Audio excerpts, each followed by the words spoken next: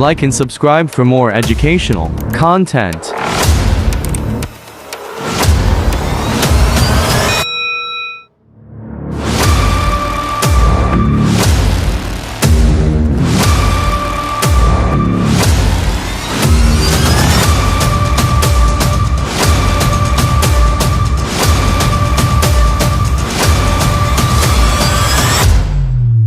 Hello વિદ્યાર્થી મિત્રો, કેમ છો? મજામાં? લેરી એકાઉન્ટ્સ વાળા ચેનલમાં આપનું હાર્દિક સ્વાગત છે. આજે મિત્રો આપણે ભાગીદારનો જે પ્રવેશ છે એનો માસ્ટર સમ નંબર 3 XYZ જે પેઢીના ભાગીદારો છે તે સમ આપણે જોઈ રહ્યા છે. હવે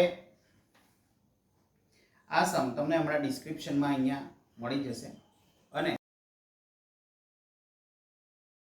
થોડીક ચર્ચા આપણે આ સમ કર્યા પછી કરીએ છીએ.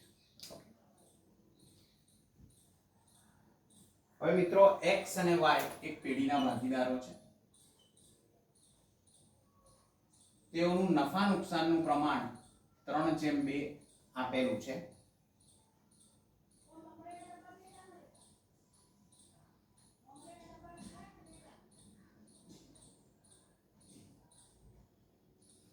હવે x, y અને z નું નફા નુકસાનનું નવું પ્રમાણ પણ તમને મિત્રો આપી દીધેલું છે દાખલામાં 2/2.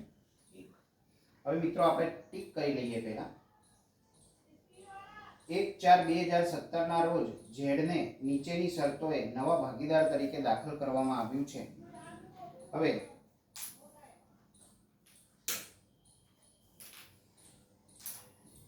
મિત્રો દાખલાની શરૂઆત કરીએ.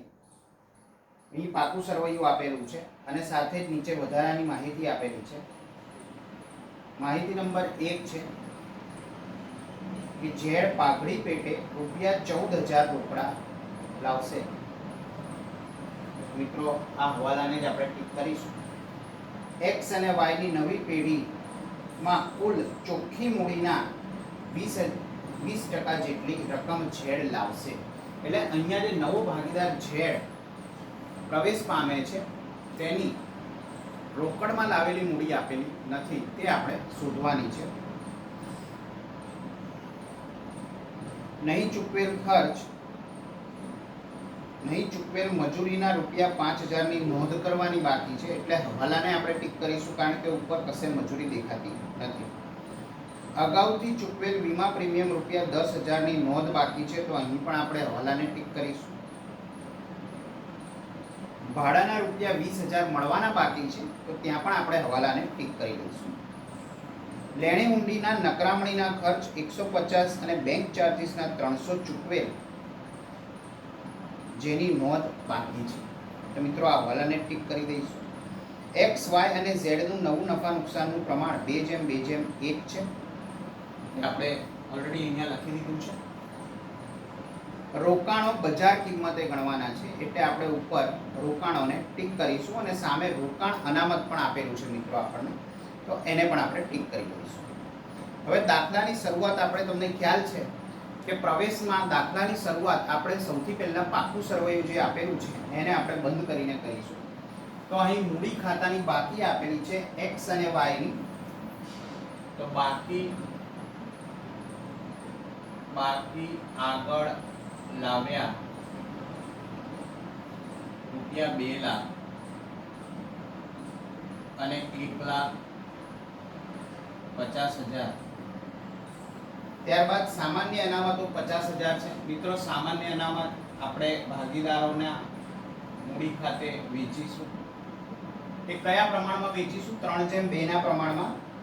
એટલે ₹50,000 છે, તો 3/2 એટલે 30,000 અને 20,000.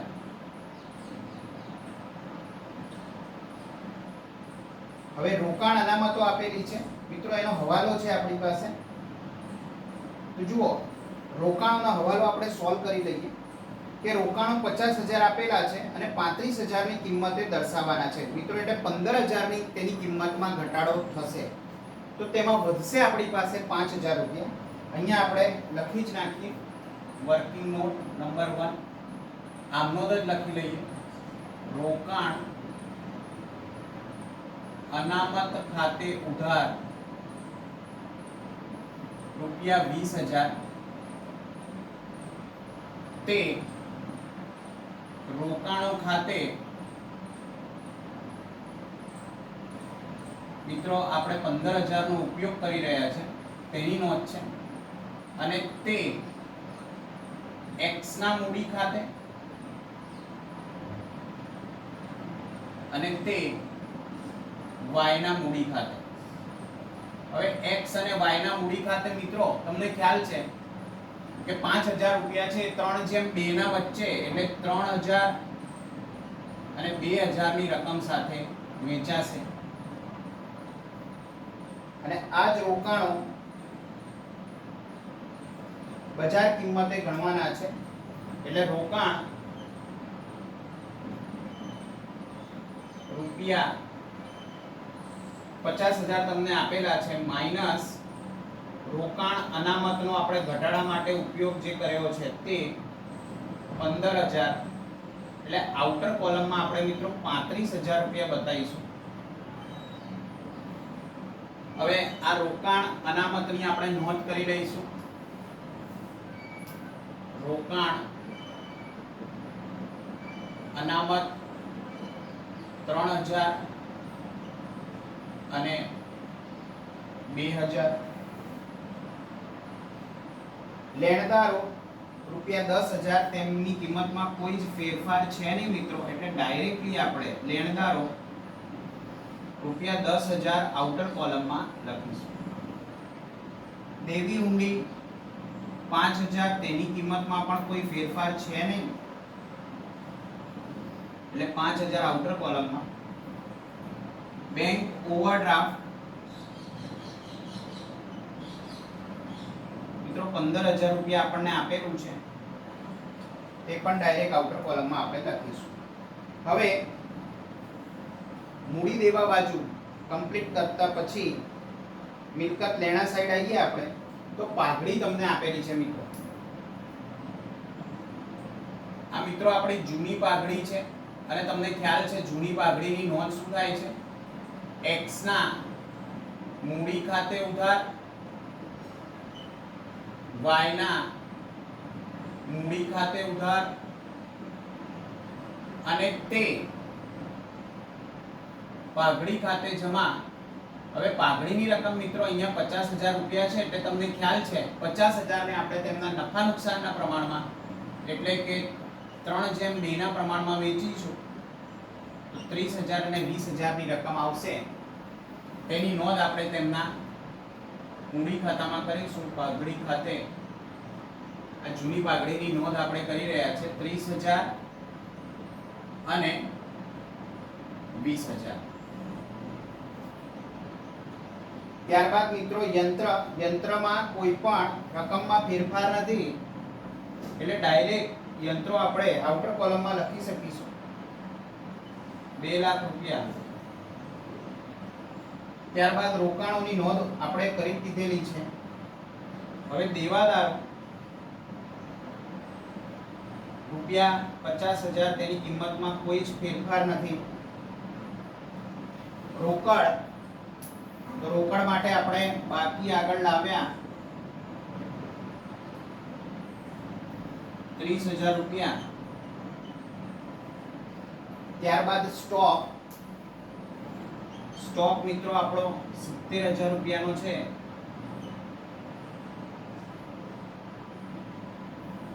તો અહીં મિત્રો આપણે સૌપ્રથમ પાકું સરવૈયું બંધ કર્યું એટલે બધી જ વિગતો જે તે સ્થાને આપણે મૂકી દીધી છે. હવે ઝેડ પાઘડી પેટે રૂપિયા 14,000 રોકડા લાવવાનો છે. તો મિત્રો હવે આપણે ત્યાગનું પ્રમાણ શોધવું પડશે. વર્કિંગ નોટ નંબર 3 ત્યાગ. તો ત્યાગનું સૂત્ર તમને ખ્યાલ છે મિત્રો જૂનું પ્રમાણ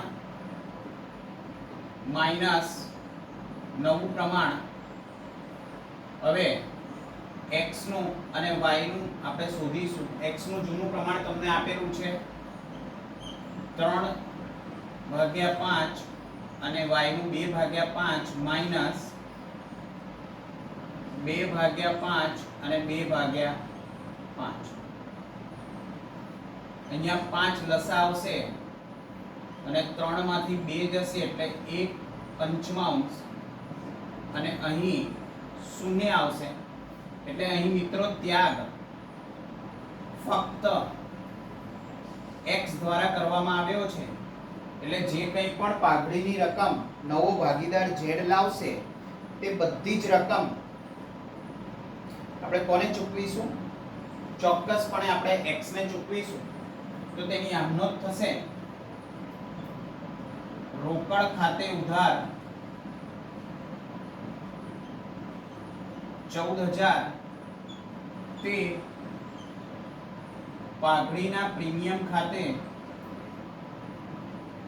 રૂપિયા 14000. આ પહેલી નોંધ છે. બીજી નોંધ, પાઘડીના પ્રીમિયમ ખાતે ઉધાર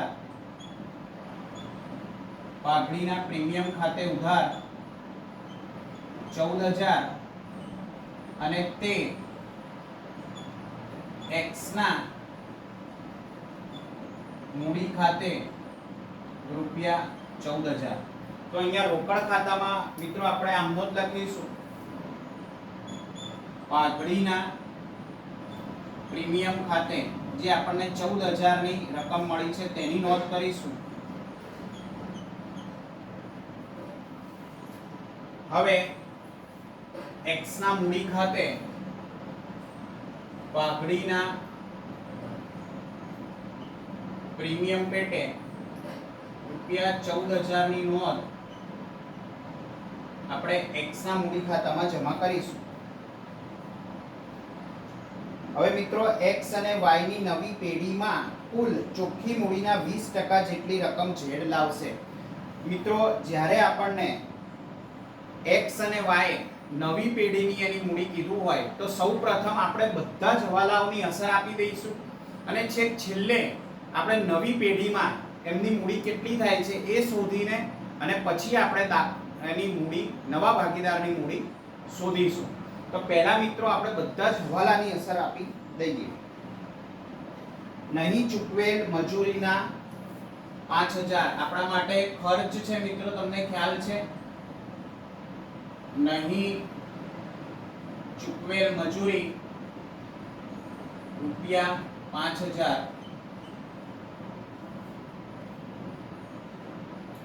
અગાઉથી ચૂકવેલ વીમા પ્રીમિયમ.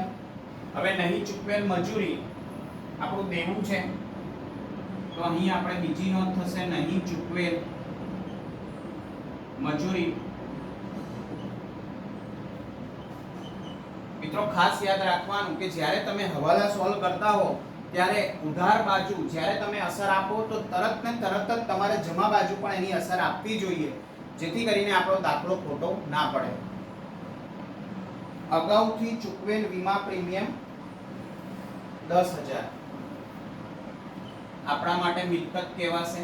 અગાઉથી ચૂકવેલ વીમો રૂપિયા 10000 પુનર્મૂલ્યાંકન ખાતામાં જમા સાઈડ લખીશું અને આપણા માટે મિલકત કહેવાશે. એટલે અગાઉથી ચૂકવેલ વીમો રૂપિયા 10000. ભાડાના 20000 રૂપિયા મળવાના બાકી છે આપણા માટે નફો કહેવાશે મિત્રો. ભાડાના મળવાના બાકી પુનર્મૂલ્યાંકન ખાતે જમા કરીશું 20000 રૂપિયા અને ભાડાના મળવાના બાકી છે એ આપણા માટે મિલકત કહેવાશે. ભાડાના મળવાના બાકી રૂપિયા 20000. લેણી ઊંડીની નકરામણીના ખર્ચ 150 અને બેંક ચાર્જીસના રૂપિયા 300 ચૂકવેલ છે જેની નોંધ બાકી છે. મિત્રો લેણી ઊંડીના જે નકરામણીના ચાર્જીસ છે અને બેંક ચાર્જીસ છે એ આપણા માટે ખર્ચ કહેવાશે. ખર્ચની આપણે નોંધ કરી નથી માટે એની આપણે નોંધ કરીશું. તો પુનર્મૂલ્યાંકન ખાતામાં ઉધાર સાઈડ આપણે લખીશું નકરામણી ખર્ચ રૂપિયા 150 અને બેંક ચાર્જીસ ₹300. હવે આની બીજી અસર આપણે બેંક ખાતામાં આપીશું. નકરામણી ખર્ચ ₹150 અને બેંક ચાર્જીસ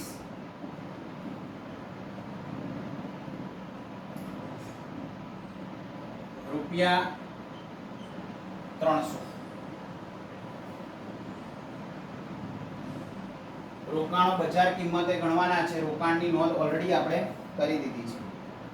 XYZ નું નવું નફા નુકસાનનું પ્રમાણ તમને આપેલું છે, આપણે ત્યાં સુધી લીધો છે.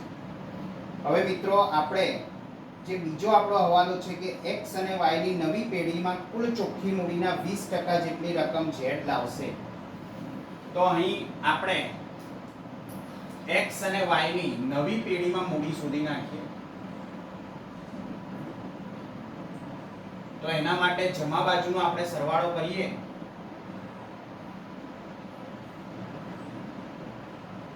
₹2,47,000 એ X નો સરવાળો આવે છે. ₹2,47,000.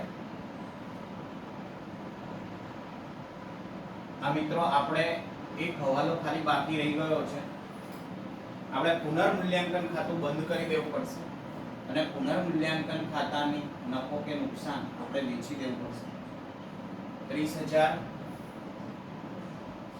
અને 30,000. હવે પુનર્મૂલ્યાંકન ખાતું આપણે બંધ કરીશું.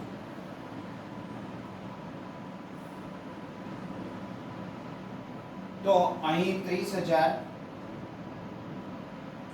માઈનસ 5,450 એટલે 24,550 રૂપિયા આવે છે.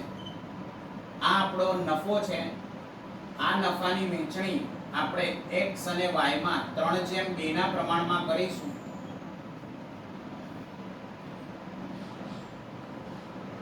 ગુણ્યા 3/5 14,730 24,550 ગુણ્યા 2/5 9,820.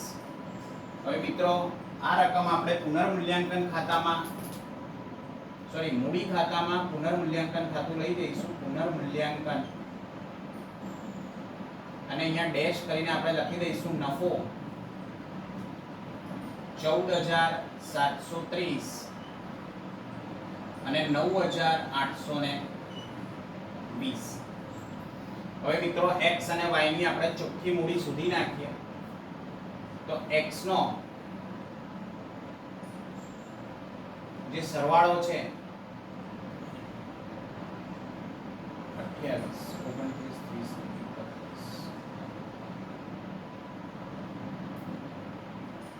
29, 30, 2,61,730 રૂપિયા આવે છે. 2,61,730. અહીં 70 ને 80 એટલે 81,000 1,81,820 1,81,820. એટલે મિત્રો આ રકમ આપણે શોધી નાખીશું. 2,61,730 માઈનસ 30,000 એટલે 2,31,730 અને બીજી રકમ 1,81,820 માઈનસ 20,000 એટલે 1,61,820. હવે મિત્રો આ X અને Y ની નવી પેઢીની ચોખ્ખી મૂડી થઈ છે. વર્કિંગ નોટ નંબર 4 નવી પેઢીની ચોખ્ખી મૂડી X ની તમને આપેલી છે 2,31,730, જ્યારે y ની છે 1,61,820. 2,31,730 વત્તા 1,61,820 એટલે 3,93,550. હવે આના 20% રકમ ભાગીદાર ઝેડ લાવવાનો છે, એટલે આના 20% કરી દઈશું. 3,93,550 ના 20% એટલે 78,710 રૂપિયા ની મૂડી ઝેડ લઈને આવશે. હવે ઝેડ જ્યારે મૂડી લાવતો હોય ત્યારે તમને ખ્યાલ છે મિત્રો, આમનો શું થશે? રોકડ ખાતે ઉધાર તે ઝેડના મૂડી ખાતે જમા. તો અહીં રોકડ ખાતામાં ઉધાર બાજુ લખીશું આપણે ઝેડના મૂડી ખાતે 78,710 અને ઝેડના મૂડી ખાતામાં રોકડ ખાતે 78,710 હવે આ 78,710 સાથે આપણે ત્રણેય ભાગીદારોની મૂડી x, y અને z ની મૂડી આપણે લખી દઈશું. 2,31,730, 1,61,820, 78,710 આ ત્રણેયનો સરવાળો આપણે આઉટર કોલમમાં લખીશું. 1,61,820 વત્તા 78,710 એટલે મિત્રો અહીંયા 4,72,260 રૂપિયા આવે છે.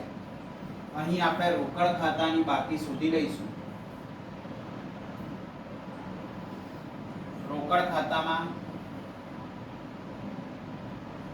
30,000 વત્તા 14,000 વત્તા 78,710 એટલે 1,22,710. 1,22,710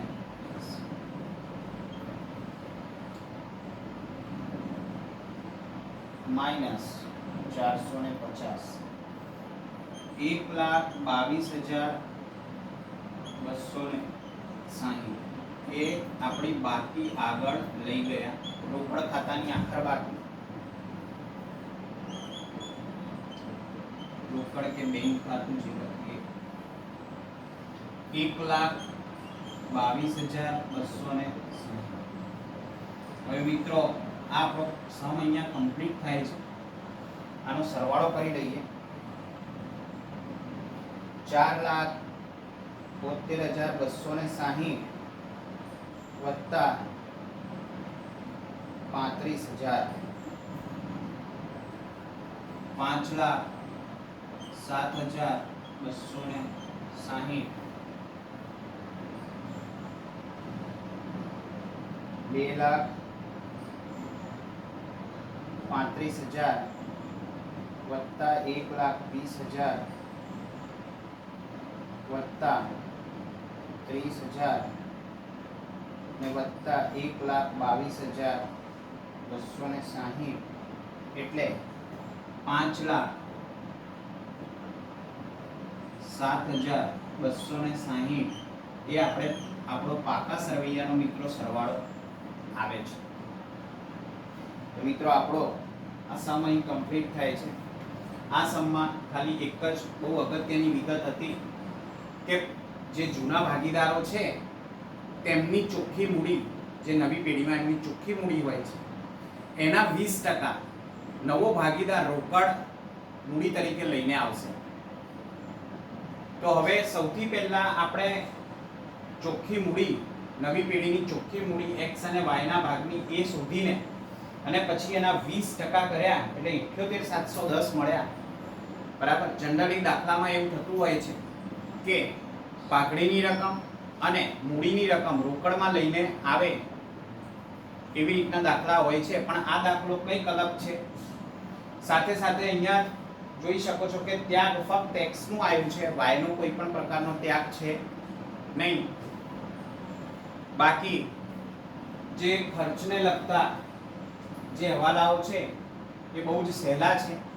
તો મિત્રો અહીંયા આપણો દાખલો કમ્પ્લીટ થાય છે.